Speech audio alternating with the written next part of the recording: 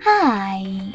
In front of me is laptop Yoga Smart Tab YT-X705F, and today I would like to show you how you can operate apps permissions. Begin by going into Devices Settings and scrolling down to Access Privacy section. Now click on Permission Manager, located at the top, and tap on one of your device's options that you wish to manage. In my case, microphone.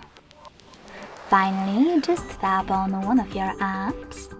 I will go with Chrome from the Night category. And tap on the best option for you. Allow or deny. I want to apply allow, so when I tap and go back, I can see that Chrome just gained access to my device's microphone. But you can always select any feature and look for an app that you wish to manage. Now, instead of selecting one of the available options, click on See All Calendar, in my case Permissions, and manage all of those only for chosen app the same way.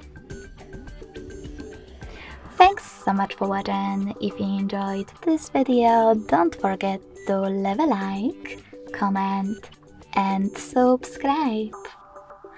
Bye!